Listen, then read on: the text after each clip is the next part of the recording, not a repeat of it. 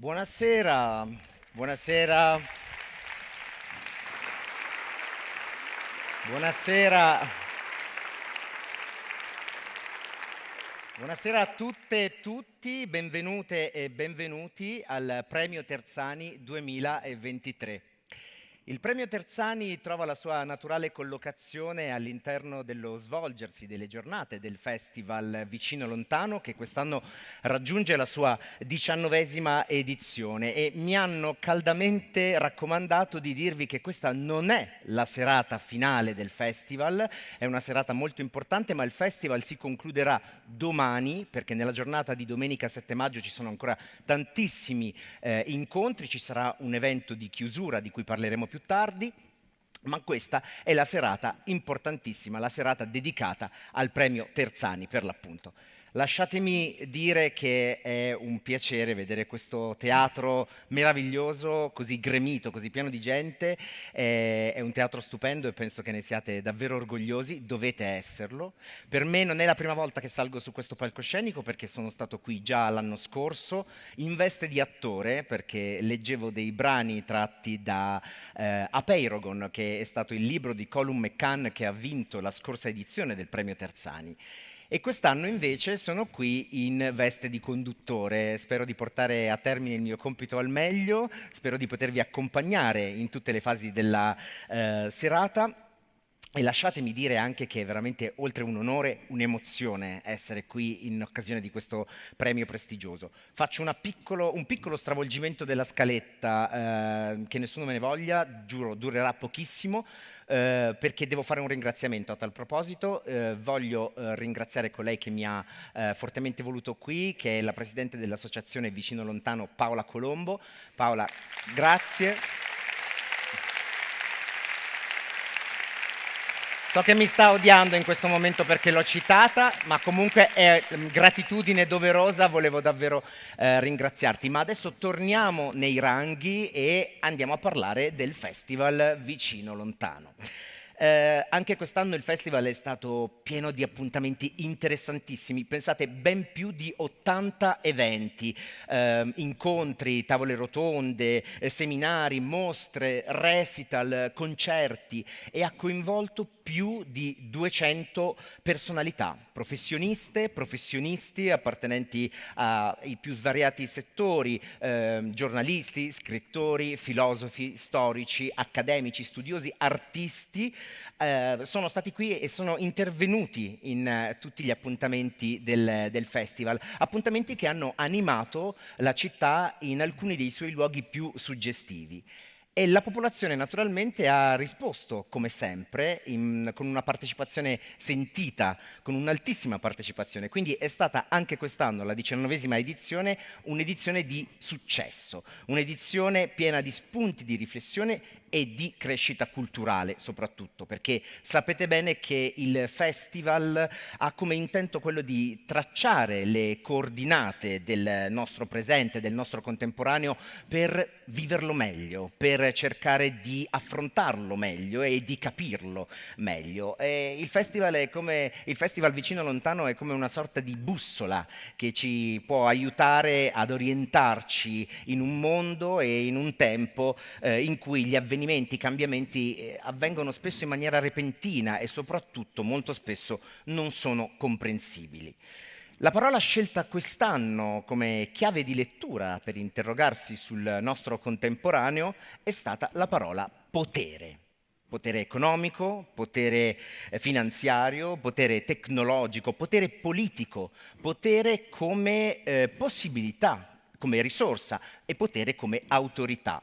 Una parola che è un sostantivo e anche un verbo che ha molteplici significati, che sono stati tutti indagati nel corso dei vari incontri di questa settimana, molteplici declinazioni, che continua ad assumere molteplici declinazioni sin dall'inizio della storia umana.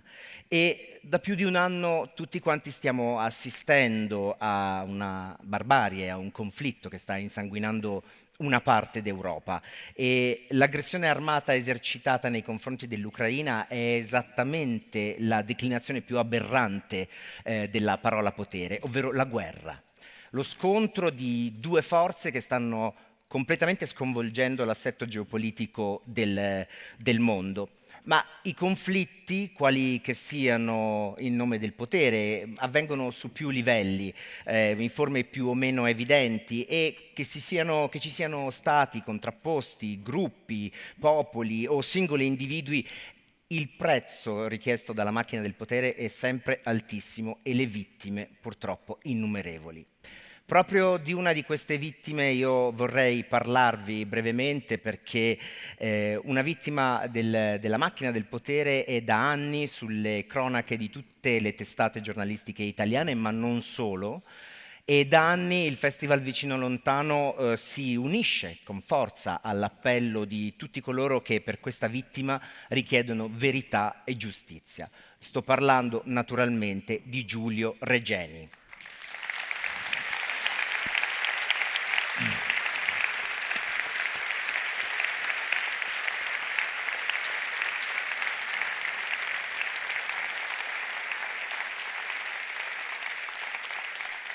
Sono oramai più di 7 anni, 7 lunghissimi, dolorosissimi anni che Paola Effendi e Claudio Regeni, i genitori di Giulio Regeni, assistiti dall'avvocata Alessandra Ballerini, insieme alla scorta mediatica e al popolo giallo, si battono per ottenere giustizia e verità, ma soprattutto giustizia e verità per quanto riguarda l'iter processuale. È tempo che il governo egiziano collabori davvero col governo italiano dopo una serie di promesse a vuoto ed è tempo che il governo italiano pretenda e ottenga che i 4 imputati per il sequestro, la tortura e l'uccisione di Giulio Regeni si presentino in tribunale il prossimo 31 maggio 2023. Per rendere ancora più incisivo questo appello, noi avevamo invitato questa sera qui su questo palco i genitori di Giulio Regeni, però purtroppo per impegni familiari pregressi non possono essere qua con noi. Loro sono da sempre degli amici e dei sostenitori del festival e ci hanno tenuto lo stesso a inviarci un contributo video per lanciare un messaggio al festival, a voi che siete qui e a tutte le persone che hanno partecipato. Buonasera. Buonasera, grazie per l'invito. Siamo Paolo e Claudio, i genitori di Giulio Regeni, e partecipiamo volentieri al vostro incontro inaugurando questa bella serie di eventi e vi ringraziamo per l'invito che ci è molto caro anche perché sappiamo ci siete sempre stati vicini nella nostra ricerca di verità e giustizia. Abbiamo avuto il piacere di partecipare a un incontro nell'estate del 2021 all'aperto sopra Tolmezzo in una bella locazione sul castello per presentare il nostro libro Giulio fa cose. All'evento avevano partecipato sia un caro amico purtroppo scomparso, Don Pierluigi Di Piazza, e il nostro amico musicista Daniele Silvestri. Quindi vi ringraziamo e vogliamo anche chiedervi di continuare a sostenerci come avete sempre fatto finora. Abbiamo un impegno importante il prossimo 31 maggio a Roma per una nuova udienza preliminare per poter finalmente avviare il processo a carico dei 4 ufficiali della National Security egiziana. Quindi stateci vicino e camminiamo insieme verso verità e giustizia. Buonasera di nuovo. Come sapete sono ormai 7 anni quasi e mezzo, a giugno saranno 7 anni e mezzo che noi assieme al popolo giallo, che è diventato anche scorta mediatica, chiediamo incessantemente verità e giustizia processuale. Per Giulio era nostro figlio, era un cittadino italiano, era un cittadino europeo e grazie al sostegno delle persone che ci stanno vicino e che hanno un impegno civile notevole, noi siamo riusciti ad illuminare 7 anni abbondanti di questo lungo, tortuoso e doloroso cammino. Vi chiediamo appunto di stare ancora con noi. Noi abbiamo modo di comunicare con tutti tramite pagine social che sono da noi riconosciute ufficialmente, Verità per Giulio Regeni e Giulio siamo noi, dove vengono segnalate iniziative. Verrà anche segnalata un'iniziativa che sta crescendo, che è quella della scorta mediatica del 31 maggio. Già lo scorso 3 aprile in Piazzale Clodio, davanti alla Procura di Roma, abbiamo avuto una scorta mediatica / popolo giallo enorme e molto importante.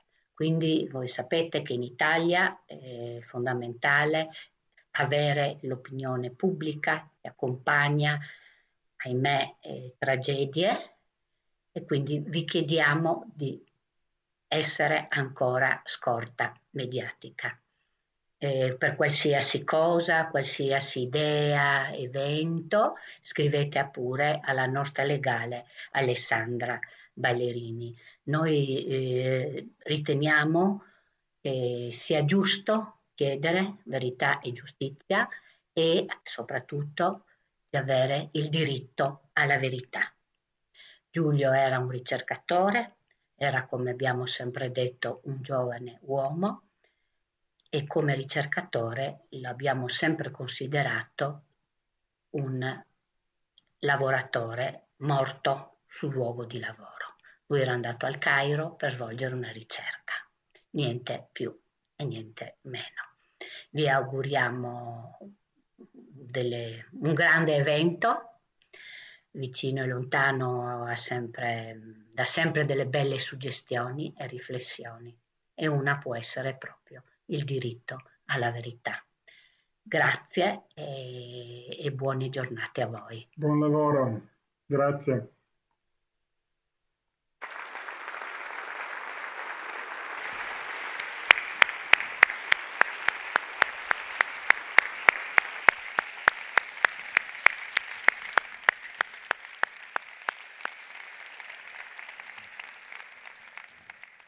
Ringraziamo ancora appunto Paolo Effendi e Claudio Regeni e speriamo che questa brutta vicenda che dura da 7 anni possa trovare finalmente un po' di luce, di verità e di giustizia. E ora passiamo al nostro premio Terzani 2023. Prima di arrivare alla proclamazione del premio, io vorrei salutare tutti coloro che hanno il compito più delicato all'interno di questo processo e sto parlando della giuria del premio, a partire dalla presidente che so essere seduta qua in sala e che dopo ci raggiungerà qua sul palco per consegnare il premio e leggere la motivazione. Sto parlando della signora Angela Terzani Staude, cittadina onoraria di Udine.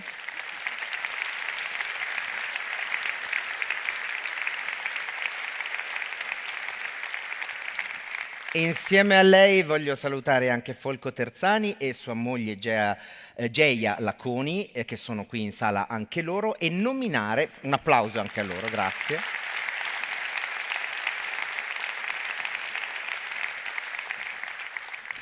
E nominare tutti i membri della giuria, perché è importante, hanno un compito delicato e quindi è giusto ringraziarli in un qualche modo. Sto parlando di Enza Campino, Toni Capuozzo, Marco Del Corona, Andrea Filippi, Milena Gabanelli, Nicola Gasbarro, Ettore Mo, Carla Nicolini, Marco Pacini, Paolo Pecile, Remo Andrea Politeo e Marino Sinibaldi. Un applauso anche alla giuria.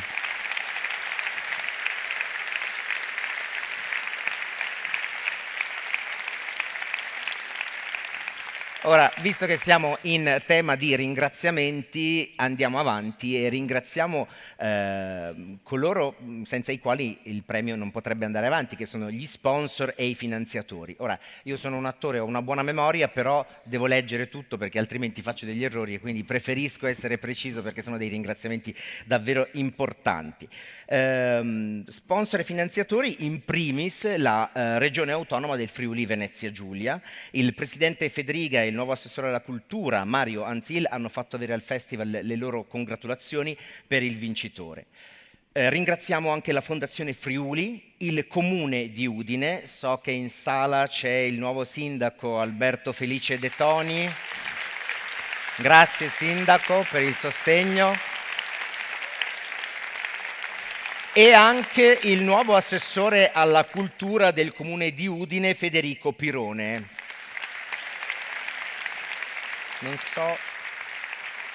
Non so dove siano collocati, però questo applauso spero vi arrivi. E ancora grazie alla Camera di Commercio di Pordenone Udine, ad AMGA Energia e Servizi, alla Banca di Udine Credito Cooperativo, alla Coop Alleanza 3.0, alla Lega Coop Friuli Venezia Giulia, alla Farmacia Antonio Colutta, a Confartigianato, allo studio associato Romanelli Partners, a Fimar Lab Alta Formazione On Demand e al mecenate Ilcam. Grazie, un applauso a tutti gli sponsor e i finanziatori.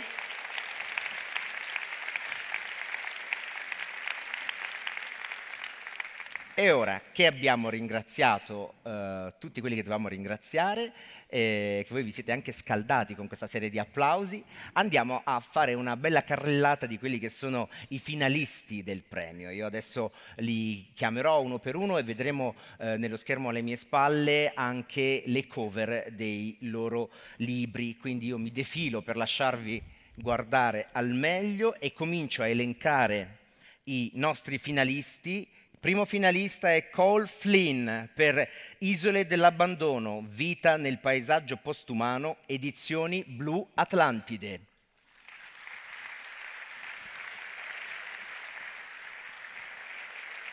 Paolo Giordano per Tasmania, edizioni Einaudi.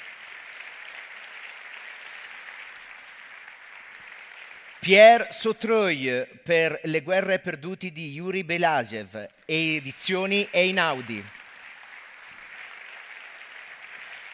Mikhail Shishkin per Ruski Mir, guerra o pace, edizioni 21 lettere. E infine ultimo finalista, Zero Calcare per No Sleep Till Shengal, edito da Bao Publishing.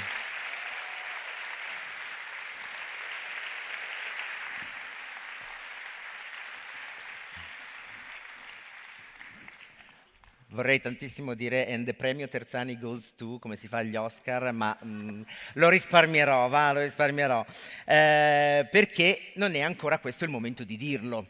Ci sono ancora una serie di appuntamenti prima di arrivare alla consegna vera e propria del nostro premio Terzani e prima di arrivare alla proclamazione vorrei farvi vedere una sequenza di immagini, una sequenza di tavole tratte proprio dal libro che ha vinto il premio Terzani di quest'anno, una sequenza che verrà accompagnata con un intervento della orchestra da camera Ferruccio Busoni, che è diretta dal maestro Massimo Belli con Lucio Degani al violino solista, eseguirà Nigun di Solitudine e Abbandono di Marco Sofianopoulo. Marco Sofianopoulo è stato un compositore, un direttore d'orchestra, un docente triestino di origine greca che è scomparso prematuramente nel 2014 e che ha lasciato un grandissimo vuoto nel panorama culturale e musicale non solo della città di Trieste dove operava principalmente, ma in tutta la regione e anche a livello nazionale. Pensate che era stato insignito anche dell'onorificenza come Cavaliere della Repubblica per meriti artistici. Ascolteremo appunto Nigun di Solitudine e Abbandono e io adesso vi lascio con l'orchestra da camera Ferruccio Busoni, diretta dal maestro Massimo Belli, e vedrete le tavole alle mie spalle sullo schermo, per cui invito l'orchestra a salire e buona visione.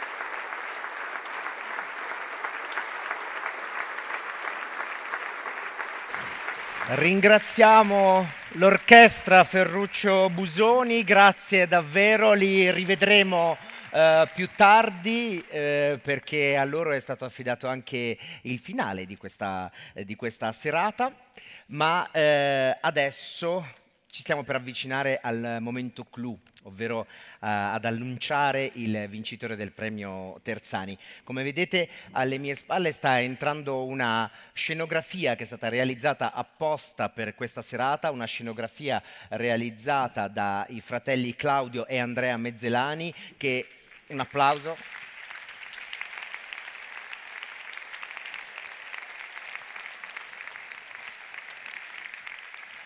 Una scenografia che si ispira alle tavole che avete appena visto, tratte dal libro vincitore, che poi continuo a non dirlo ad alta voce perché è un po' il segreto di Pulcinella. Cioè, sapete tutti benissimo di chi io stia parlando, è stato pubblicato ovunque, sul web, sul libretto del festival, ovunque, però sapete bene che ogni premio è un rito e come ogni rito ci sono delle regole da seguire, quindi finché non lo diciamo ufficialmente non è ancora avvenuto fino in fondo, ma lasciate che io ogni tanto stemperi l'atmosfera dicendo delle cose anche un po' insensate, perché adesso arriva il momento di bilanciare le mie boutade con un'intervista, un momento serio, e per un momento serio c'è bisogno di una persona seria, per cui ci sarà un'intervista condotta da Marino Sinibaldi, giornalista, critico letterario, mitico ideatore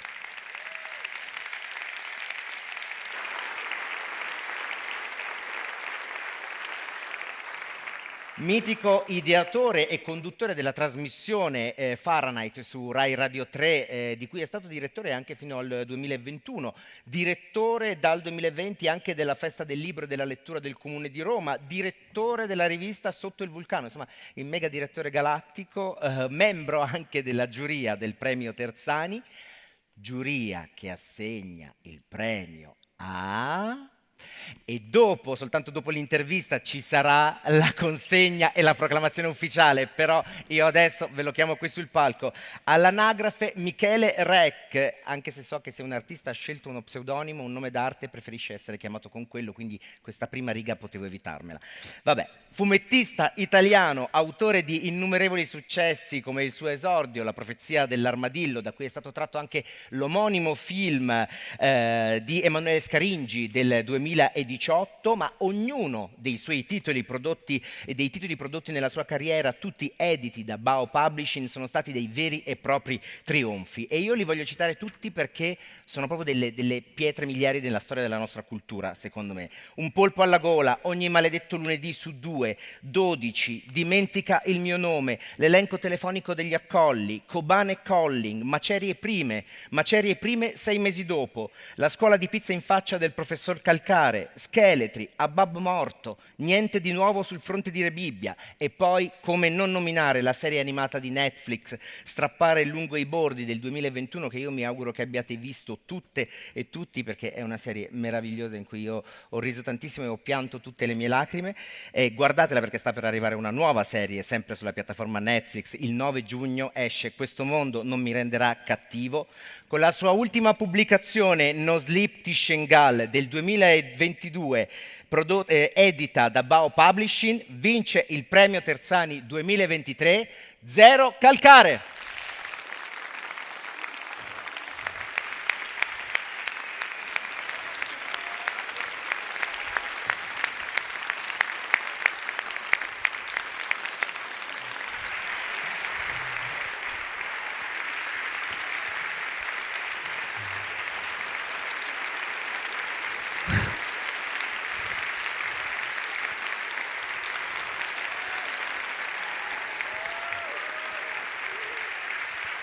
Vabbè. Poi continuiamo dopo. Continuiamo dopo con gli applausi, se no tra l'elenco dei libri e gli applausi vanno via le serate, no? Allora, sì, un po' di... Cominciamo dai dati anagrafici, visto che sono stati dati quelli del nome e del cognome. Zero Calcare nasce il 12 dicembre 1983. L'anno è importante perché sono 40. 39 e mezzo. E poi è importante anche il giorno, che è il 12 dicembre, ma non stiamo a fa l'oroscopo, però insomma è curioso, no? Piazza Fontana. Quindi... Non è un interrogatorio, né un oroscopo, né diciamo, un sottinteso, lasciamo così. Poi famiglia mista, non esotica, non emigrazione, ma una madre francese, e quindi una vita mista, un liceo francese a Roma e una vita imborgata in un quartiere che ormai conoscerete tutti senza aver mai visto, e non vi siete persi molto, secondo me. È il più bello d'Europa quello, che era in Bibbia, che conosco bene, è un posto bellissimo, insomma. C'è poco turismo, diciamo. Per fortuna c'è poco turismo, ma è pieno Ma vi siete chiesti com'è che c'è poco turismo nonostante? Che siamo come la valle incantata di Piedino, nascosta ai più, ma bellissima. E poi, vabbè, disegna da sempre, fai sempre nei disegni, hai cominciato nell'ambiente, nella scena punk, l'ambiente militante dei centri sociali, con dei lavori che erano un misto di arte e militanza, di impegno e espressione, le famose perché sono, intanto perché sono pure queste ormai pubblicate e viste, ma anche perché sono anch'esse oggetto del racconto dei tuoi libri, insomma, più grandi e strutturati, le locandine, le fanzine, cominciato così, poi un blog nel quale... no, forse il blog un po' dopo, ma insomma questo nome Zero Calcare, no? Questa cosa pop, perché alla fine è un nome pop, quindi si vedono già queste componenti stranissime, perché dietro un fenomeno come Zero Calcare c'è qualcosa di misterioso.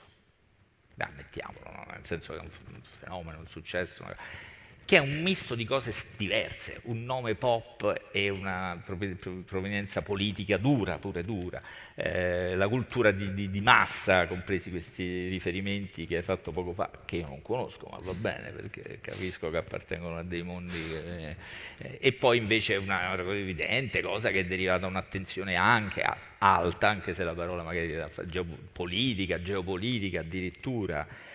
E poi vabbè, ci sono stati i libri, è stato citato La profezia dell'armadillo, che nel 2011 mi sembra che è l'inizio di tutto, dell'esplosione, e lì arrivano una scalata progressiva, no? Secondo me il libro dell'anno di Fahrenheit è con quel punto più alto, del 2014, però pure gli altri, il premio Strega, ovviamente il premio Terzani, il premio Feltrinelli che ho visto, ti ha dato l'Accademia dei Lincei, è un premio che in genere si dà a grandi scienziati internazionali, lo sai, sì. Le scienze morali, c'è scritto.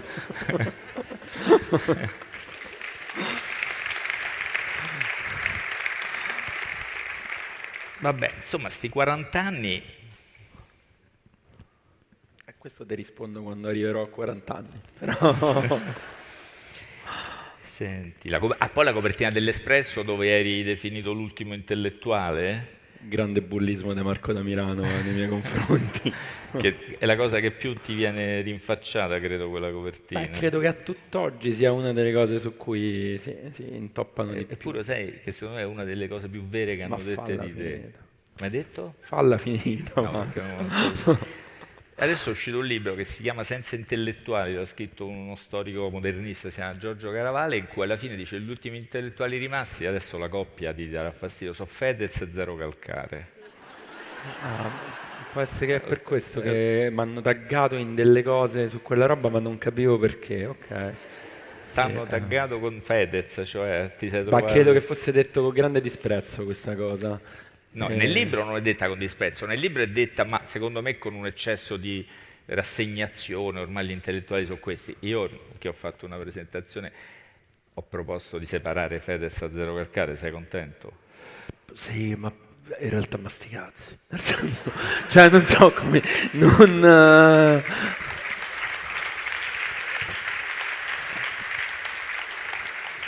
Poi sembra che mi voglio mettere più su, più giù, cioè non manco bravo.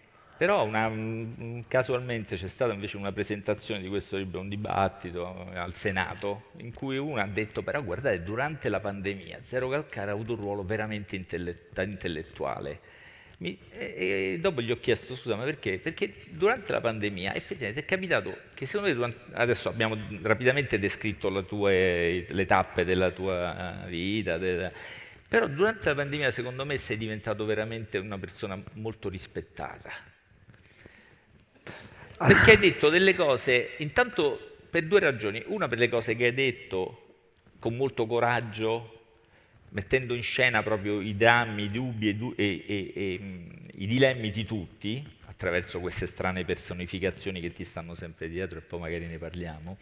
E poi perché hai fatto pure delle cose spettacolari e coraggiose, tipo mangiare, non so se avete visto, per dimostrare che non aveva più gusto e olfatto, ha mangiato lo yogurt col tonno. Sì. L'ultimo intellettuale, Accademia dei Lincei. Grazie.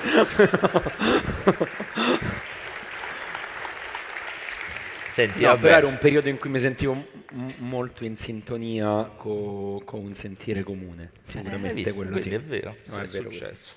Senti, vabbè, sto premio Terzani, hai detto una cosa molto carina, ovviamente l'hai detta anche con un disegnetto che non so se avete visto, non so se è circolato, quello in cui ringrazi anche a nome di te stesso bambino che leggeva Tiziano Terzani, e c'è Zero Calcare bambino e lui gli fa di grazie, quelle cose, insomma.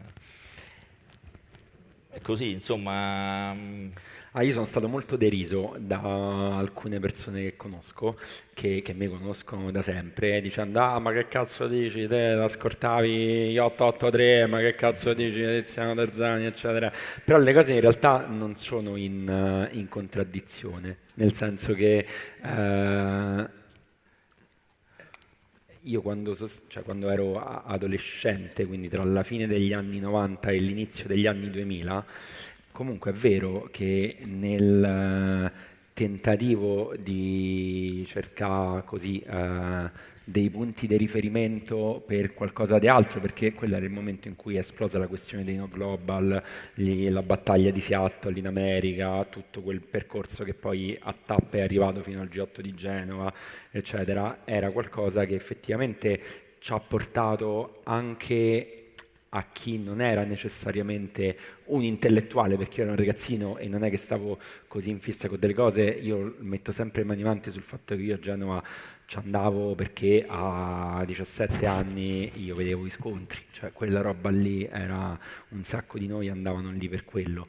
Però c'era anche il tentativo di dare una cornice pure a quell'entusiasmo, a quella voglia di conflitto, eccetera, una cornice che fosse di trovare dei punti di riferimento, delle idee sul mondo che non fossero centrate sull'Occidente immutabile come era in quel momento che ce lo presentavano, eccetera. E Tiziano Terzani sicuramente è stata una di quelle voci là che ci ha aperto delle finestre su qualcos'altro da cercare. Quindi per me è vero che insieme a, che cazzo ne so, al punk, agli 883 e ai scontri c'era anche quella roba lì in mezzo a quello. Tu hai detto stamattina, mi sembra, era importante per la generazione degli anni 80, quelli insomma nati negli anni 80. Terzani è soprattutto negli anni 70, 60 e ti assicuro pure 50.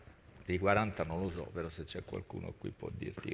Però. E la seconda ragione per cui hai detto che eri contento di questo premio è perché naturalmente ti permette di parlare del libro e dell'oggetto del libro, cioè di un tuo viaggio nel 2021 in quella zona del nord dell'Iraq dove c'è questa straordinaria, perché effettivamente è una storia eccezionale, minoranza ezida o yazida. Yazidi è il termine arabo, ezidi è il termine autoctono, diciamo, rivendicato, questa 500.000 persone, poco più, che vivono nelle montagne del Kurdistan iracheno, quindi differenti dal Rojava del Kurdistan siriano, di cui ti sei occupato in un libro che si chiamava Kobane Calling, che è stato citato poco fa. Ecco, quindi diciamo che questo premio, da questo punto di vista, è una risposta alle due domande fondamentali che ci stanno nelle prime pagine di questo No Sleep di Shengal, che sono le due domande che ci stanno sempre nel lavoro di Zero Calcare, che sono: che ci faccio qui? Io la dico in italiano e senza turpiloquio, ma la domanda originale è: che cazzo fatto? Come? Aspetta. Vabbè. Vabbè, la domanda come cazzo ci sono finito? Sì. Diciamo, io dico, traduco in linguaggio teatrale, che ci faccio qui. E la seconda: a che serve tutto questo? Che c'è a un certo punto, a che serve fa sto viaggio, fa sti fumetti e queste cose? Sì, in realtà questa alla serata... prima domanda non possiamo rispondere, ma la seconda, anche alla seconda rispondiamo perché un riconoscimento così è anche una rassicurazione se hai davvero dei dubbi sul senso di tutto questo lavoro e questa... Allora, posto che è un riconoscimento che mi fa, di cui sono molto grato e che mi fa molto piacere per tutti i motivi, anche proprio personali e non soltanto detti finora, poi in realtà il riconoscimento in sé non è necessariamente la risposta a perché uno fa questa roba, l'idea era di uno lo fa intanto per avere poi uno strumento, che è questo libro, che ti consente di andare in giro a parlare di quello che succede, e come nel caso di questa sera, nel senso che diventa un pretesto, diventa qualcosa che tu metti a disposizione di quella comunità che cerca di mantenere i riflettori accesi, di organizzare delle iniziative di solidarietà, eccetera. C'è il dato economico, i proventi di questo libro, come dico Bane, vanno diciamo, a progetti specifici da lì a Shengal, nel caso specifico l'ospedale che è stato distrutto, e però insomma diventa qualcosa per cui uno può continuare a raccontare questa storia anche a mesi di distanza.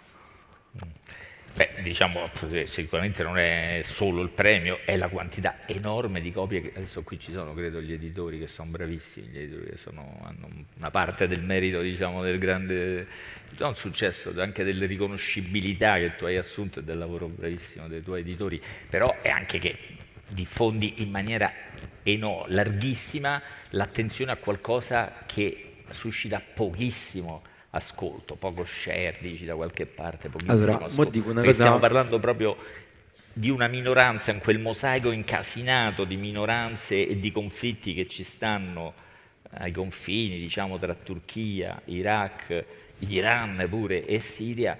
Tu riesci a un fascio di luce enorme rispetto allo spazio che queste storie hanno nella nostra comunicazione. Mo dico una cosa un po' triste e crepuscolare, che quando è uscito con Bane Calling nel 2016, scusami, in realtà noi ci trovavamo in un momento in cui scoppiavano le bombe dell'ISIS in Europa, c'era una grande attenzione anche dei media su quello che succedeva lì e c'era in generale una grossa simpatia verso le combattenti kurde che difendevano Kobane, eccetera. E mi sono reso conto che Kobane Calling ci ha avuto una capacità di penetrazione nel dibattito pubblico e di orientarlo, di diventare oggetto del dibattito, al di là del mero dato di vendite e di quante persone l'hanno comprato, che è stato qualcosa di molto grosso. Questo qui non ha venduto meno di Kobane, cioè anzi forse ha venduto anche di più nell'immediato, eccetera, però cercare di entrare nel dibattito pubblico con un libro che parla dei yazidi che non conosce sostanzialmente nessuno, di una guerra che ormai non ci interessa più perché da una parte non abbiamo più, diciamo, le conseguenze di quella guerra in casa perché non abbiamo gli attentati dell'ISIS, e dall'altro ci mette in imbarazzo per il ruolo che abbiamo con la Turchia, soprattutto visti gli ultimi avvenimenti, diciamo. Io mi accorgo che poi è vero che probabilmente chi legge questo libro ha un'idea di quello che succede, però mi sembra che gli effetti di questo libro siano comunque molto meno potenti di quelli di Kobane, per esempio. E ovviamente questo ti fa chiedere se forse uno deve pensare meglio a come rompere degli ingranaggi, non lo so. No, non so se devo, che è tutto chiaro, però spiegare che diciamo questi popoli, i curdi e ancora di più la minoranza yazida che fa parte del mondo curdo, anche se è molto diversa, per esempio non è musulmana, gli yazidi hanno una religione loro, che è una specie di monoteismo. Poco fa abbiamo tentato di discutere della religione degli yazidi, su cui abbiamo cercato di informarci, è complicatissima, però è una specie di monoteismo né cristiano né musulmano che appartiene solo a loro, peraltro sono un'identità abbastanza esclusiva, non ammettono conversioni, non ammettono matrimoni misti, hanno insomma un forte senso della loro identità. Ecco, è capitato nella guerra contro l'ISIS che queste popolazioni effettivamente marginali rispetto alla storia e all'informazione sono diventate la nostra avanguardia, sono diventate la prima linea del fronte che si opponeva all'ISIS. Finché questa guerra, come diceva Zero, è stata per noi importante, noi li abbiamo sostenuti anche in modo molto consistente, e andrebbe detto non per vantarsene come comunità occidentale, ma per, diciamo, acuire ancora più lo scandalo dell'abbandono nel quale sono stati lasciati, sono stati molto sostenuti dalla coalizione occidentale, compresi gli Stati Uniti d'America, che hanno mandato armi, mandato anche truppe, schierato forze per respingere l'ISIS. Poi si è tutto complicato, da un lato perché è finita, o sembra finita quella guerra, che non è tutta finita, e qui ci sono delle tracce interessantissime, per esempio sul fatto che i reduci dell'ISIS vengono messi in campi e usati quasi come mine pronte a scoppiare proprio dentro i territori liberati sia del Rojava che del territorio yazida, da un lato quello, e dall'altro un'altra guerra che ha spostato gli equilibri di nuovo, per esempio facendo della Turchia un paese importantissimo, e quello che tutti temiamo è che prima o poi venga lasciata a mano libera alla Turchia per distruggere sia i curdi che ha in casa che quelli che ha sulle frontiere al di fuori del loro territorio. Scusate il pippone, no? Però qualcuno lo fa. Uno c'ha il contesto. Diciamo, e ecco, è molto cambiato rispetto a quello, e vorrei sapere una cosa, ma quando, perché ci penso prima, quando tu dici c'ho questo che mi dicono queste cose che stai a fare, noi li conosciamo perché sono delle figure, per esempio Cartesio, qui c'è Cartesio che è uno che dubita sempre di te, Cartesio dubita, si sa, però lui, tutti noi abbiamo, però lui sembra che c'ha una lampada con Cartesio dentro, letteralmente, non so se esistono da Ikea comprata con Cartesio, che ogni volta... Queste persone esistono davvero, sono creazioni, non voglio sapere se sono creazioni artistiche, ma sono creazioni della tua mente, esistono davvero, sono voci che ascolti.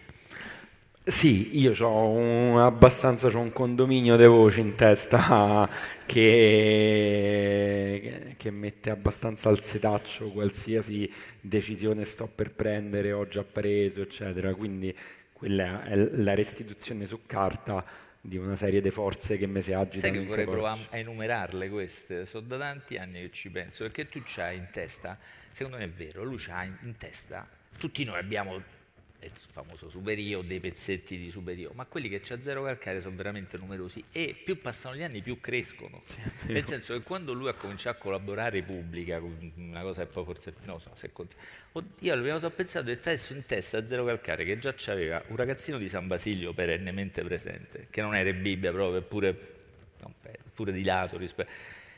Tua madre, secondo me, io tua madre la vedo come una rappresentante di tutta la parte un po' intellettuale del paese, esatto, non è così tua madre, tipo ascoltatori di Radio 3, una roba del genere. Sì. Sì. No, ma perché ridete degli ascoltatori di Radio 3? Però è così, cioè, infatti mia madre è quella contenta e ha detto che bello, fai una cosa con Marino Sinibaldi. Sì.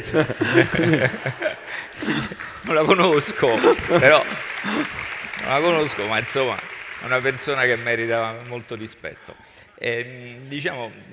Poi c'hai i centri sociali che ti porti dietro da sempre, ormai sono delle persone di mezza età, non so più ragazzini, sono i centri sociali.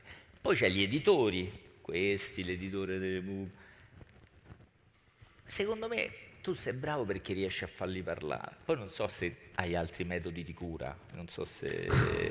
però tu non l'hai mai messi a tacere e hai reso... Così passiamo alla terza ragione per cui tu hai dichiarato di essere contento di questo premio. La terza ragione tu hai dichiarato è il fatto che aiuta a far crescere intorno al fumetto, tu che si chiami così, insomma non dobbiamo usare queste cose, graphic, no, questi eufemismi, però insomma il fumetto un'attenzione che non ha mai avuto, che in Italia non ha mai avuto. Io credo che questa attenzione derivi dal fatto che il fumetto racconta la complessità. Questo per me non è sempre stato vero, cioè io leggevo fumetti come tutti da bambino, leggevo dei fumetti pest, forse si chiamava Il Grande Black e Capitan Mickey, no, non annuite se no si scopre l'età, che erano i maschi, nemmeno Tex era già... Poi a un certo punto la vita era più complicata di questi fumetti, perché questi fumetti, il bene e il male, il buono e il cattivo, il giusto, erano troppo... E ho cominciato a leggere libri, per fortuna, adesso no, perché nei libri invece c'è la complessità, il bene e il male, non si capisce dove stanno, sono più simili alla vita, sono più simili ai pensieri. Quello che è accaduto con te, con altri autori, poi magari ne parliamo perché magari sono dei tuoi compagni di strada, dei tuoi maestri, è che voi avete sul fumetto un linguaggio persino più complesso di quello della letteratura pura. E questo deriva per te dal fatto che te porti dietro, mi dispiace, tutte ste voci e non le metti a tacere nessuna e si stratificano il racconto che fai, oltre al fatto di aver creato ognuno dei personaggi riconoscibili e divertenti. Allora, posto che secondo me questa cosa che tu dici dipende anche e soprattutto dal fatto che in Italia per tanto tempo il fumetto è stato considerato un genere, quindi qualcosa che doveva essere dedicato all'intrattenimento a una fascia giovanile in qualche modo. Quindi in realtà non c'è mai stato un investimento su un fumetto di un altro tipo. Per esempio, io non penso che in Francia anche 40 anni fa ci fosse questo tipo di associazione. Poi penso, in realtà quando tu parli delle produzioni seriali, in qualche modo penso che le produzioni seriali sono molto influenzate dallo scrittore. Uno pensa per esempio ai personaggi della Marvel, ai supereroi, pensa a qualcosa per eccellenza, il buono, il cattivo, eccetera. Però in realtà quella roba dipende molto da chi scrive quelle cose. Ci stanno delle cose scritte, non so, penso a Daredevil di Frank Miller, eccetera, che invece hanno un livello di complessità emotiva e narrativa è qualcosa che ormai data dei 30 anni e che era bellissimo, quindi dipende molto da chi ci metti a lavorare su quelle cose. In Italia secondo me è vero che c'è stato uno scarto a un certo punto in cui si è percepito che il fumetto non era un genere ma era un linguaggio.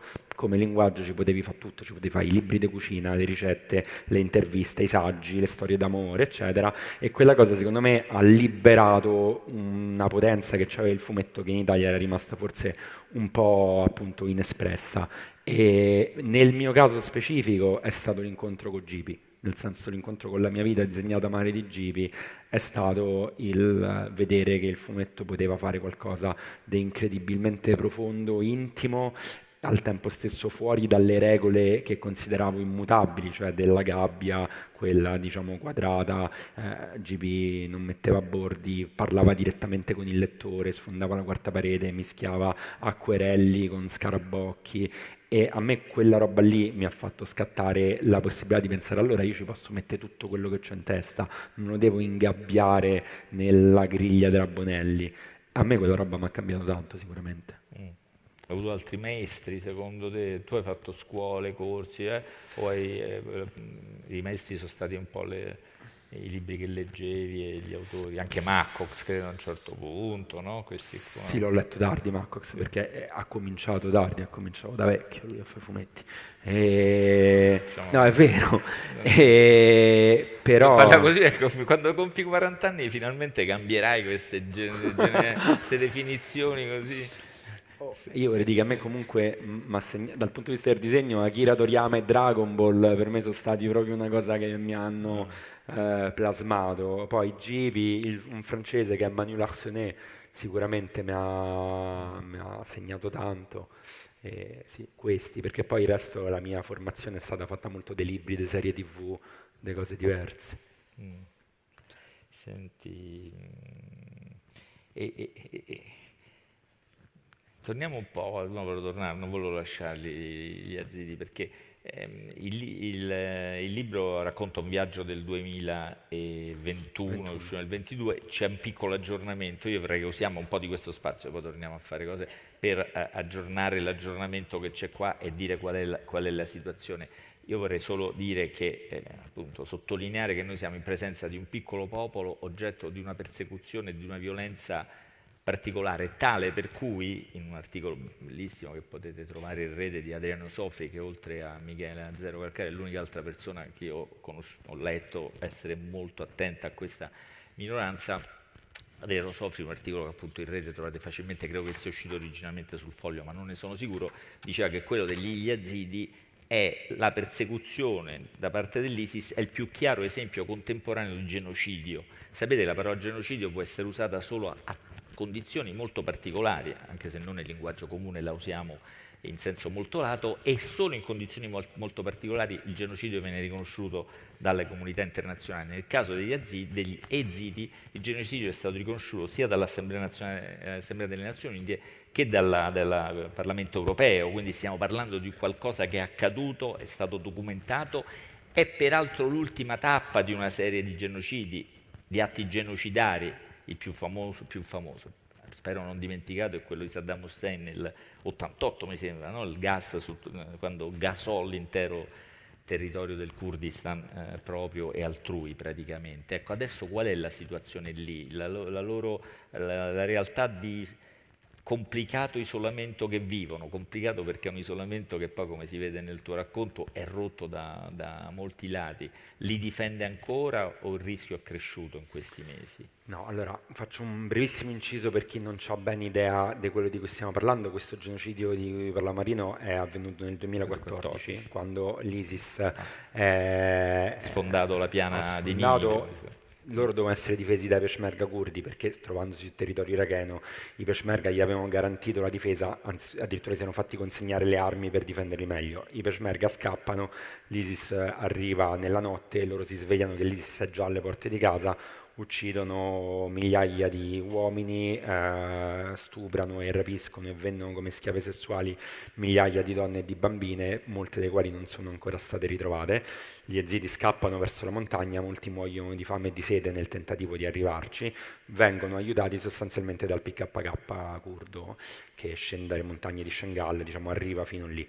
Sia dalle montagne di Kandil, scusate, e dopo un po' immediatamente gli yazidi formano un'assemblea anche di donne, zid, eccetera, si alleano con i curdi e insieme alle YPG del Rojava, cioè del Kurdistan siriano, tornano a Shengal e cacciano l'ISIS e lì provano a costruire quel modello di società di uguaglianza uomo-donna, di convivenza tra i popoli che stanno là, che apparentemente è lontano, perché come dicevi te, gli yazidi sono anche un culto molto chiuso, però in realtà dentro di sé hanno alcune di queste, proprio atavicamente, hanno alcune di queste nozioni già all'interno del loro DNA, perché poi la donna, prima che arrivassero le contaminazioni islamiche, le donne yazidi erano comunque figure molto forti, poi nel tempo erano diventate invece chiuse in casa, analfabete, molte sono morte perché quando scappavano non sapevano leggere i cartelli stradali, quindi sono finite in mano ai loro rapitori, eccetera. E noi quando siamo andati nel 2021 siamo andati perché c'era un ultimatum per cui l'esercito iracheno diceva se voi non vi sciogliete, non consegnate le armi, noi vi spianiamo, e la Turchia, che era la vera, diciamo, che spingeva per questo ultimatum, minacciava di bombardare perché per la Turchia sono alleati dei curdi e quindi terroristi. Quello che è successo è che questo ultimatum di fatto non si è tramutato nell'invasione su larga scala, che comunque sarebbe anche molto difficile da giustificare perché gli yazidi sono, come diceva lui, la popolazione, l'ultima, diciamo, popolazione vittima di un genocidio riconosciuto da tutti, quindi andare a massacrarli tutti sarebbe abbastanza impresentabile agli occhi del mondo. Quello che è successo è che hanno usato una strategia, stanno usando, di rendere quel posto sostanzialmente invivibile e inabitabile. Prima cominciando a circondarlo di familiari dell'ISIS, ex combattenti dell'ISIS all'interno dei campi profughi che esercitano una minaccia molto grossa su persone che comunque hanno vissuto un trauma collettivo gigantesco legato a quella formazione, e poi con un embargo molto duro, il fatto che non gli arriva l'elettricità, non gli arriva l'acqua, non gli arrivano nessun tipo di servizi, quindi le persone che stanno là stanno anche in difficoltà a vivere e non sono invogliate a ritornare. E poi soprattutto negli ultimi mesi è cominciato una politica dei bombardamenti con i droni turchi che stanno decimando tutta l'amministrazione autonoma, quindi chiunque faccia parte, non lo so, penso ai responsabili anche della commissione cultura o della commissione sport, di chi cerca di portare una vita normale lì a Shengal, è facilissimo che mentre vanno a lavorare in macchina la mattina vengono centrati da un drone turco che ne ha ammazzati tantissimi, molti anche di quelli raccontati nel libro che abbiamo conosciuto, ma che poi droni che hanno colpito anche parco giochi di bambini, ospedali, centrali elettriche, rifornimenti di cibo, e quindi praticamente, diciamo, stanno rendendo impossibile alle persone ritornare, perché sono tanti gli yazidi che sono scappati che magari tornerebbero a Shengal ma in queste condizioni non ci tornano. Quindi mi sembra che quello che stiamo facendo è cercare di svuotare quell'esperienza di partecipazione. Ecco, questo è importante perché quello che mi sembra ti abbia motivato nelle cose che hai fatto per il Rojava, ne hai fatte tante, facciamo pure un'asta, mi ricordo una volta abbiamo fatto delle A, e qui non è solo il fatto, non è tanto nemmeno il fatto del genocidio o della persecuzione che altri popoli subiscono. Tu hai sempre detto che ti attira quel modello che si chiama confederalismo democratico, quello per cui queste minoranze riescono a convivere rispettando in qualche modo ciascuna la propria differenza, persino religiosa. Ecco, è quel modello che rischia naturalmente di essere, perché ha bisogno di condizioni straordinarie perché resista. È quel modello là che diciamo che avrebbe bisogno di un riconoscimento Cioè tu internazionale. lì hai trovato una risposta a qualcosa che Cazzo, qui sì. non c'è, che qui non ti manca. Comunque, secondo me, io sono orfano, diciamo, delle grosse ideologie, Questo nel senso che io sono nato nell'83 quando ho avuto la ragione, l'età della ragione, diciamo, il socialismo reale già era crollato e non c'era nessun tipo di attrattiva su di me e io non ci ho mai avuto un punto di riferimento effettivamente e quando sono andato in Kurdistan ci sono andato molto scettico pensando chissà quanta ideologia c'è in quello che ci viene raccontato, guarda poi alla fine sarà una dichiarazione di intenti ma non sarà vero. E invece quella roba è vera, nel senso la maniera in cui la vita delle persone sotto il confederalismo democratico è cambiata da così a così, è qualcosa di vero, ci sono persone che... Ma anche a Schengen basta vedere il fatto che appunto le donne non andavano a scuola, adesso praticamente non uscivano di casa, se tu attraversi l'Iraq in macchina, l'Iraq vedi soltanto uomini in giro, Shanghai incontri donne per strada col velo, senza il velo, accompagnate da sole, che gestiscono cooperative, caffè, centri culturali, che in tutte le posizioni apicali c'è sempre la doppia carica, maschile e femminile, cioè effettivamente le scuole, nel senso non solo tutte le ragazzine vanno a scuola, ma tu incontri donne di 40 anni, 50 anni che vanno a scuola insieme alle ragazzine perché in realtà cercano di recuperare tutto quello che non hanno fatto in passato. E questa cosa io penso che per una persona, per un ragazzino o una ragazzina nata negli ultimi 10 anni, cioè quindi nata all'interno di questo sistema che ha conosciuto quella libertà, l'idea che questa roba possa essere spazzata via è terrificante. Questa cosa è successa ad Afrin. Afrin era un posto in cui la guerra non era arrivata, quindi tutti i profughi della Siria andavano ad Afrin dove il confederalismo democratico garantiva in qualche modo questa convivenza. Afrin è stato un posto che la Turchia ha bombardato e occupato, ci ha messo a gestirla sostanzialmente delle bande jihadiste e Afrin ad oggi praticamente è un luogo dove si riproducono praticamente le stesse barbarie che c'erano sotto l'ISIS, che però hanno appunto devastato la vita di persone che invece avevano conosciuto la libertà. Questa roba secondo me è terrificante e comunque è qualcosa che noi ci dovremmo imparare, perché se tu pensi che in un posto in cui ci sta l'embargo, la guerra, questo livello di violenza, loro continuano a fare degli esperimenti per cercare di allargare la democrazia, di essere più inclusivi, più partecipativi nelle forme proprio di vita comunitaria, eccetera. E nonostante tutto quello, e noi che in teoria abbiamo tutte le condizioni per sperimentare qualcosa, invece viviamo di continue emergenze, di continue paranoie che in qualche modo ci portano a chiudere sempre di più le maglie, cioè a trincerarci sempre di più negli identitarismi, nelle leggi emergenziali, i paletti, i pacchetti di sicurezza, eccetera. Cioè è esattamente la dinamica contraria in condizioni che dovrebbero essere all'opposto.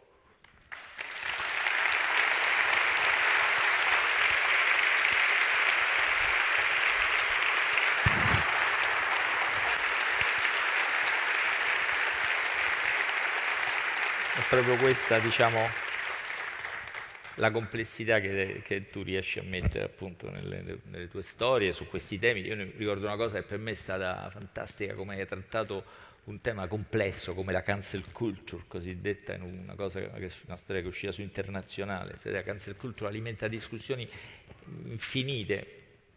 Zero è riuscito a trattarla con una sicurezza, una chiarezza che trovo difficile trovare negli editoriali. Vabbè, basta.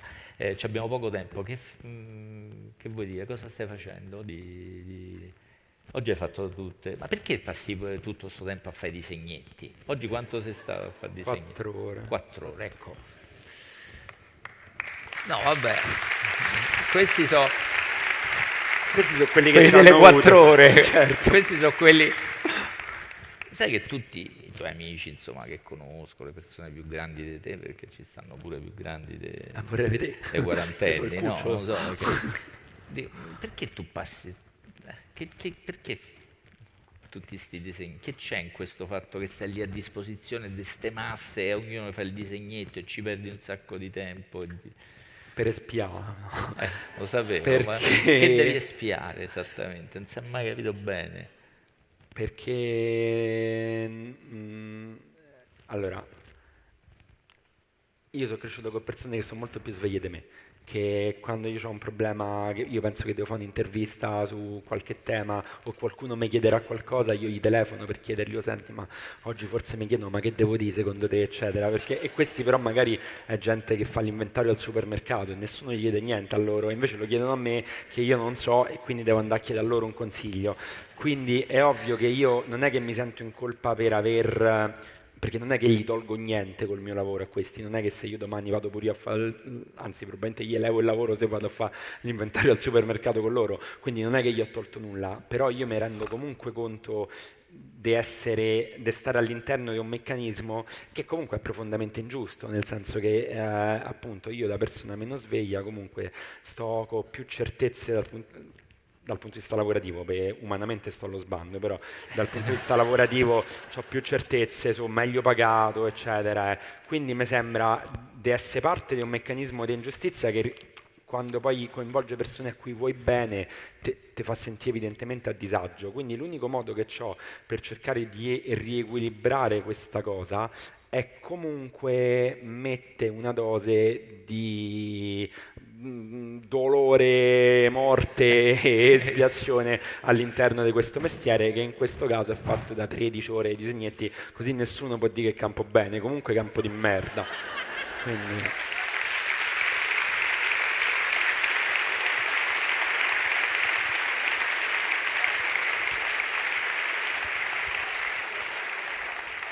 Vabbè, io penso non bisognerebbe applaudirlo quando dice queste cose, perché sono tanti anni, incentiviamo però capisco che va applaudito perché è un intellettuale particolare, insomma non tutti fanno queste cose. Avremmo finito, quindi se vogliono venire persone voglio ringraziarti per essere qua, adesso probabilmente ci sarà la cerimonia, faccio parte appunto della giuria, quindi è stato anche per noi un onore premiarti e credo che quelle cose che hai detto, insomma abbiamo parlato di un po' di cose, tra le tante che potevamo parlare, confermano che sei perfettamente dentro l'idea di questo premio, che è un premio dato a dei libri o dei lavori che ci aiutano a conoscere meglio il mondo. Tiziano Terzani è stato soprattutto un grande esploratore del mondo, persino oltre i confini del visibile, come sai, quindi non pone limiti, è un maestro che non ha dato una lezione limitata di giornalismo, di racconto della realtà, anzi ha proprio esaltato l'elemento illimitato che dovrebbe avere. Mi sembra che tu sei perfettamente dentro lo spirito di questo premio, l'hai dimostrato col tuo lavoro, con una parte del tuo lavoro, poi il tuo lavoro è molto vario, c'è molte cose molto divertenti, la grande sua qualità naturalmente è di non riuscire mai a perdere nessuno dei linguaggi, compreso quello dell'ironia, compreso il dialetto romanesco che vedo che capite tutto, anzi non c'è più problema di tradurre, no? Prima ogni tanto lo dovevi fare, mi ricordo un pezzo forse era Kobane Calling, che lui sta in un posto, in questi container, gabbiette dove ti hanno messo a aspettare non si sa che, si apre la porta ed entra l'unica donna, l'unica militare curda donna che avevi conosciuto a Roma, e tu dici Mortacci e dovevo mettere una nota per spiegare cosa significa Mortacci, perché è molto complicato spiegare cosa significa Mortacci, sì. Può avere tanti significati. Cioè può essere una roba Mortacci tua, può essere un insulto,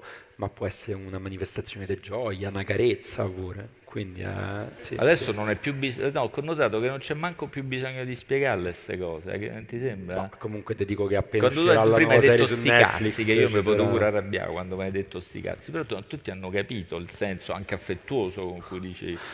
Sì.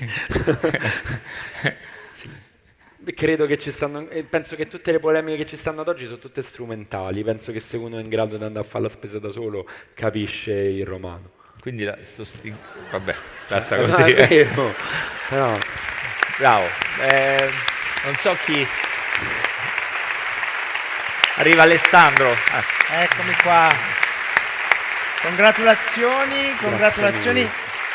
Prendi tutto questo applauso, che te lo meriti. No, che a me mi mette grande ansia. Faglielo smettere. Allora, ecco, più tu dici di smettere, più loro aumentano. Abbiamo un microfono anche...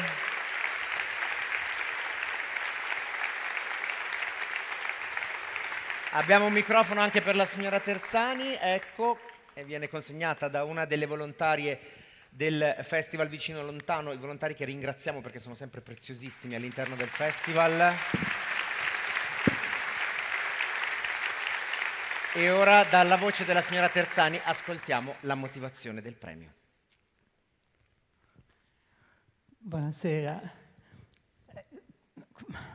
Ora qui non comincio neanche a ringraziare, perché veramente sono gratissima a tutti, a Udine, a Vicino Lontano, a Paola Colombo che regge tutta questa manifestazione sulle sue spalle. Bravissimi. E a tutti voi sul palco e a te.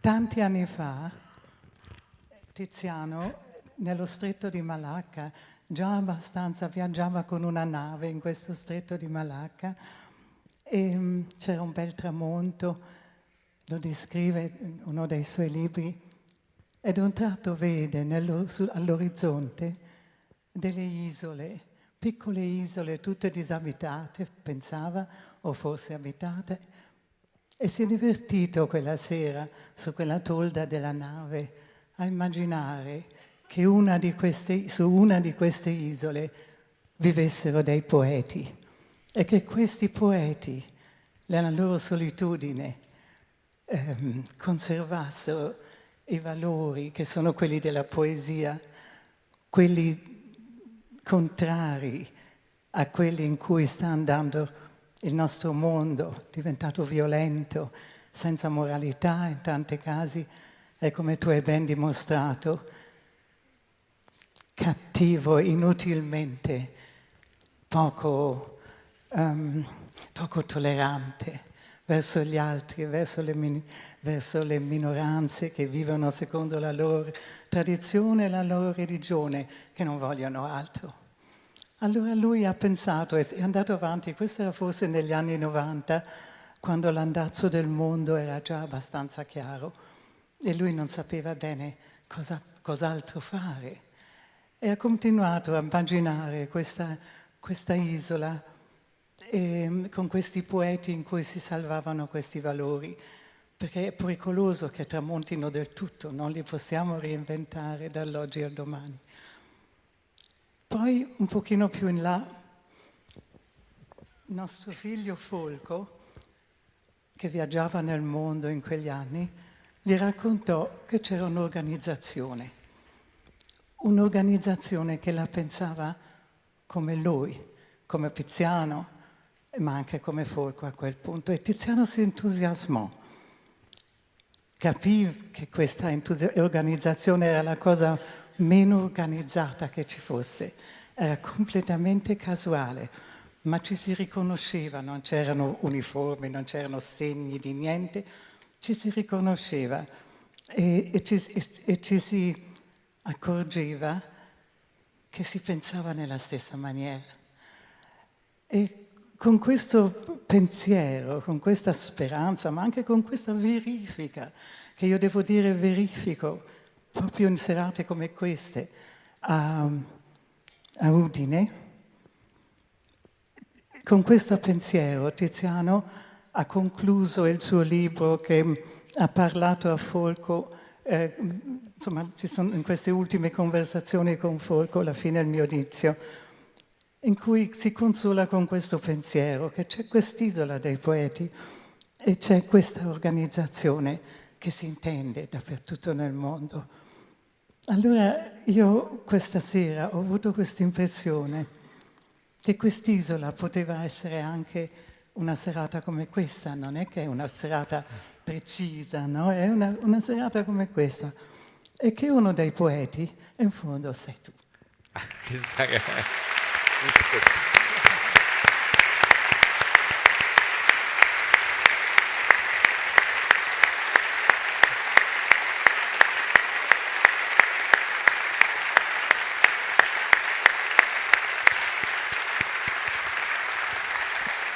Io mi imbarazzo, mi commuovo, non so rispondere, quindi grazie un sacco. Tutto eccessivo mi sembra, però grazie molto.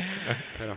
Io ti do il premio. Grazie mille. Consegniamo la targa del premio Terzani 2023. So che ci sono delle foto di rito.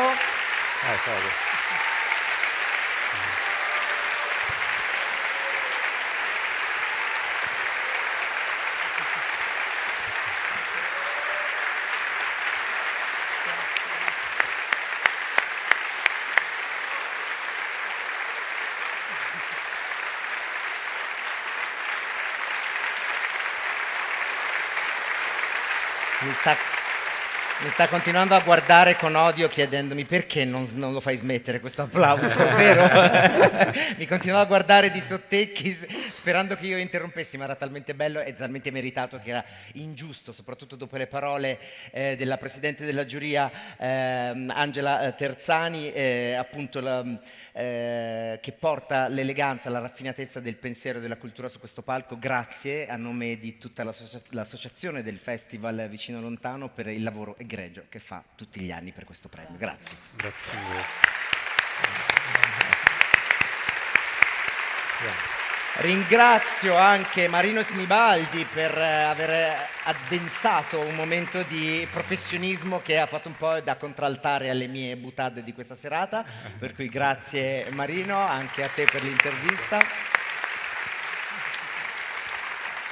Io mi congratulo ancora con te, spero che dopo le 4 ore che hai passato oggi pomeriggio a fare il firmacopie tu abbia ancora voglia di firmarne una per me più tardi. Grazie, ti chiedo questo piacere. Io vi ringrazio te, complimenti ancora per questo premio. Grazie mille, grazie a tutti. La motivazione deve La leggere. motivazione, giusto, ecco, ovviamente un errore dovevo farlo. È vero, ma l'atto ufficiale, anche perché è stata molto, vedo, appunti. Veniamo un po' più avanti, che così guadagniamo un po' di luce. È molto, insomma, è bella, impegnativa, aggiunge le complimenti a zero, oltre che intellettuale, poeta, qua credo c'è scienziato, architetto, navigatori, lo metteranno sul Colosseo Quadrato di Roma, sai, siamo un popolo di santi navigatori, riassunto da Zero Calcare, diciamo. Più che altro più o meno questo è il senso. Preparati perché dopo ci sarà un altro applauso. Ero nella loro clemenza. Allora, da parte di tutta la giuria questo, con una totale approvazione comune, Michele Rec compie un viaggio coraggioso in Iraq, dentro la realtà dolorosissima della comunità yazida di Shengal, minacciata dalle tensioni internazionali e protetta dalle milizie kurde.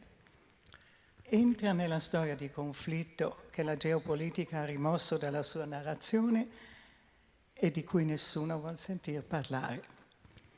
In veste di Zeno Calcare ci consegna un reportage di irresistibile presa fin dalla prima tavola, fin dal primo fumetto, che contiene già un universo di pensieri, una visione originale del mondo e il tarlo di una coscienza che è impossibile mettere a tacere. Utilizzando la forza di una commovente autoironia, non nasconde la fragilità umana di un antieroe con le paranoie di chi viene dal primo mondo. E proprio per questo ci assomiglia e ci parla, ci fa entrare nelle sue paure reali o immaginarie, nei suoi dubbi, nelle sue perplessità, come anche nel suo perenne senso di inadeguatezza, che è anche il nostro. Usa le parole della quotidianità, elementari, sboccate, quasi di strada, teneramente pungenti, e ci parla soprattutto attraverso il segno essenziale della sua matita, capace di costruire personaggi indimenticabili, icone del nostro tempo e maschere della nostra nevrosi. Un segno capace di restituire atmosfere e situazioni di grande dolore che esigono silenzio, pudore e rispetto, perché nessuna parola potrebbe raccontarle. Per questa sua pietà, priva di retorica, che non rinuncia a immergersi nell'abisso di terribili massacri, pur conservando lo stupore e l'innocenza dello sguardo, per la capacità di raggiungere i giovani e i meno giovani con un linguaggio contemporaneo, la giuria conferisce il premio letterario internazionale Tiziano Terzani 2023 a Michele Rec, Zero Calcare, per No Sleep Till Shengal.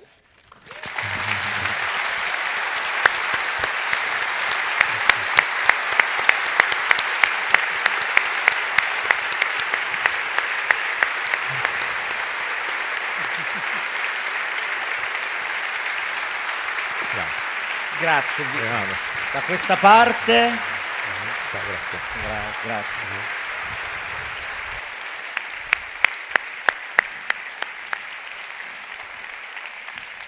E adesso voi pensate che sia finita la scenografia, sta uscendo la scenografia dei fratelli Mezzelani che l'hanno realizzata apposta per questa serata, ma c'è ancora un momento che io vi richiedo, perché in questa serata l'associazione Vicino Lontano ci tiene a celebrare e sostenere un altro premio.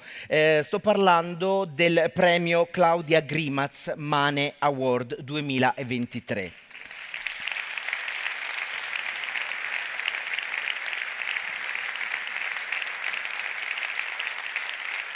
Il circolo culturale Mulino a Nord-Est, appunto, il cui acronimo è MANE, per questo il titolo MANE Award, con il patrocinio del Comune di Pozzuolo e del Comune di Udine e in collaborazione con le associazioni Colonos e per l'appunto l'associazione Vicino Lontano, quest'anno ha istituito il primo premio Claudia Grimaz. Un premio per ricordare un'artista friulana straordinaria, una cantante raffinatissima, una sublime interprete di musica popolare, vincitrice di svariati premi, direttrice del coro multietnico femminile La Tela e del coro popolare della Resistenza di Udine. Da molti conosciuta come Kaia, Claudia Grimaz è scomparsa prematuramente nel 2021, lasciando un vuoto enorme non solo nella scena musicale della città, ma anche nel cuore di molti e molte che la conoscevano personalmente e che con lei hanno collaborato nel corso di questi anni. Un'artista conosciuta non solo qui in Friuli, ma anche a livello nazionale e internazionale. Ora, la giuria del premio, presieduta da Massimo Somaglino e composta da personalità che operano nel campo del canto, del teatro e della musica, ha invitato il 29 aprile scorso, all'interno di uno degli appuntamenti che hanno anticipato il Festival Vicino Lontano, ma che ne hanno comunque fatto parte, ha invitato il 29 aprile 6 artiste, chiedendo loro di eseguire un brano tratto dal vasto repertorio esplorato da Claudia Grimaz nel corso della sua carriera. C'è stata una vincitrice del premio che io tra poco chiamerò qui su questo palcoscenico per rieseguire il brano con cui ha vinto la prima edizione del premio Claudia Grimaz.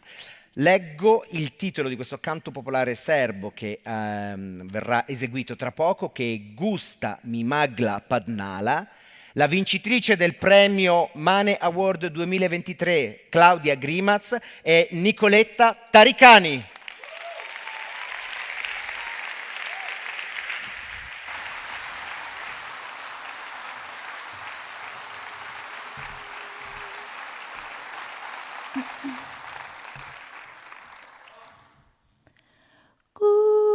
Gustami mal la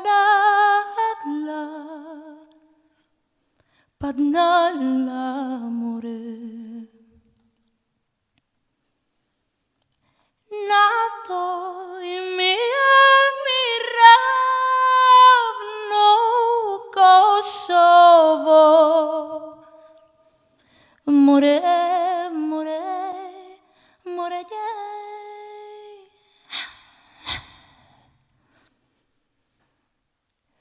Ništa se živo ne vidi, morej, to jedno drvo visoko. Morej,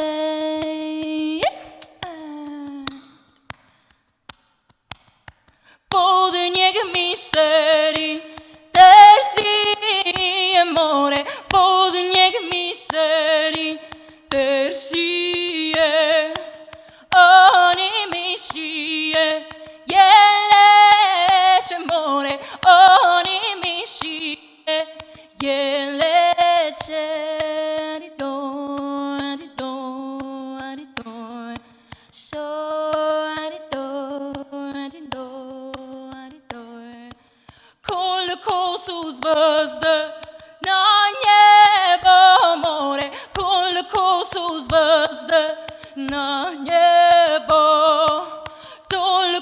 sushar na niega amore dolko sushar na niega arido arido so arido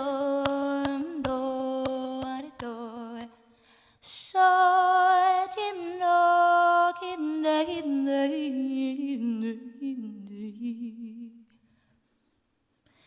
no gilena sin mi maya kino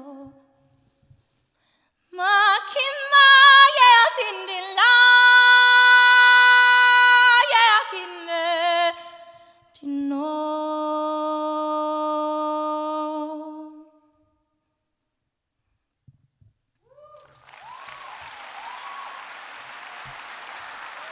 Grazie.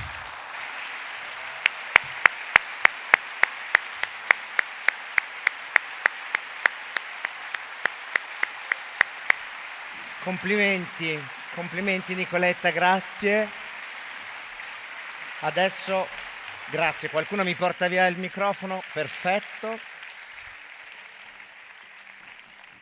Una voce meravigliosa, invece adesso dovete ascoltare la mia, purtroppo vi va così. E vabbè, è venuto per me il momento di congedarmi, di salutarvi perché ci stiamo avvicinando alla conclusione che sarà affidata di nuovo all'Orchestra da Camera Ferruccio Busoni. Io vi ricordo ancora che il festival Vicino Lontano non è finito qui questa sera, ma domani continuerà ancora con una giornata piena di appuntamenti e con l'evento di chiusura, quello finale, alle ore 21 alla chiesa di San Francesco ci sarà Stefano Massini con Massini racconta Manhattan Project, un altro evento meraviglioso a cui vi consiglio di partecipare. Io ringrazio tutta l'associazione Vicino Lontano per aver realizzato ancora per l'ennesima volta un festival d'eccellenza. È un momento importante per la città di Udine, per la regione autonoma Friuli Venezia Giulia, ma non solo, io credo per l'intero panorama culturale italiano. Che questo premio abbia una lunghissima vita e continui questo premio e questo festival continuino in questa maniera come hanno fatto da 19 anni a questa parte. Ringrazio per l'impegno e la passione ogni membro dell'associazione Vicino Lontano che appunto fa sì che tutto questo sia possibile. Ringrazio nuovamente la giuria del premio Terzani, soprattutto nella persona della signora Angela Terzani Staude che è stata qui poc'anzi e che è stata meravigliosa. Ringrazio tutto lo staff tecnico che questa sera mi ha sopportato e supportato dietro le quinte e che ha anche appunto agito non soltanto per questo evento ma anche per gli altri del festival. Ringrazio tutte le personalità che sono intervenute questa sera, ma non solo, anche in tutti gli altri appuntamenti e grazie a voi tutte e tutti che siete state qui in sala e che avete reso questa serata per me molto emozionante perché era un po' un banco di prova e spero di aver svolto il mio compito al meglio. Io vi do appuntamento l'anno prossimo, alla prossima edizione, alla 20ª edizione del Festival Vicino Lontano. Non dimentichiamoci che le distanze fisiche, spaziali, mentali, culturali esistono, ma si possono e si devono colmare sempre, o almeno si deve cercare di farlo sempre. Ora vi lascio con l'orchestra da camera Ferruccio Busoni, diretta dal maestro Massimo Belli, con Lucio Degani al violino solista, che eseguirà l'allegretto espressivo Cuore infranto e l'andante L'ultima primavera, ovvero le due melodie elegiache per archi di Edvard Grieg, opera 34, e successivamente l'andante festivo per archi di Jean Sibelius. Io vi auguro buonanotte e all'anno prossimo. Ciao!